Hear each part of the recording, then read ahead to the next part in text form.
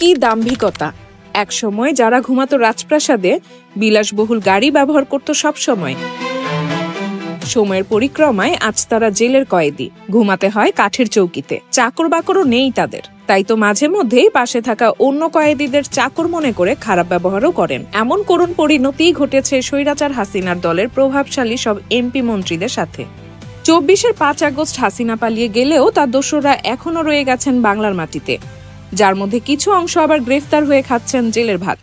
কল্পনাকেও হার মানানো দাম্ভিকতা দেখিয়েছিল আওয়ামী লীগের এসব সাবেক এমপি মন্ত্রীরা। টাকার জাজিমে না শুলে ঘুম আসত না পতিত আওয়ামী লীগ সরকারের সাবেক সংসদ সদস্য ১৪ দলের সমন্বয়ক আমির হোসেন আমর। সেই ব্যক্তি এখন ঘুমান ঢাকার কেন্দ্রীয় কারাগারের একটি কাঠের চৌকিতে। সেখানে তার সম্বল শুধুমাত্র তোশক, কম্বল, বালিশ, মগ আর থালাবাটি। বিলাসবহুল জীবন কাটানো আমর এখন সময় কাটে মাদক মামলা সাজাপ্রাপ্ত এক আসামির সাথে। অথচ একটা সময় তার চারপাশ চাকর বাকরে ভরা থাকত। বরাবরই আমর পছন্দ ছিল নতুন টাকা আর স্বর্ণের নৌকা। যে কোনো অনুষ্ঠানে গেলে স্বৈরাচারের এই দোসরকে দিতে হতো স্বর্ণের তৈরি নৌকা আর তদবিরের জন্য নতুন টাকার বান্ডিল।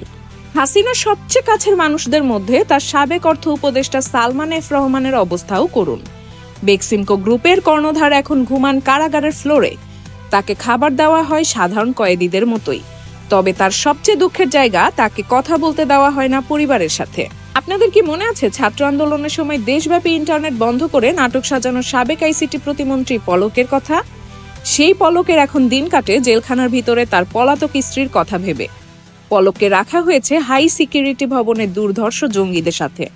এদিকে আবার আলিশান জীবনযাপন করে অভ্যস্ত সাবেক খাদ্যমন্ত্রী কামরুল ইসলামের মাথা গরম হয়ে যায় মাঝে মধ্যেই। কারাক্ষী সহ সবার সঙ্গে করেন চিৎকার চেঁচামেচি।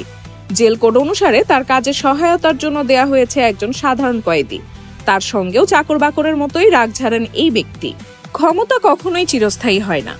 ইতিহাস বলে স্বৈরাচারের পতন অনিবার্য।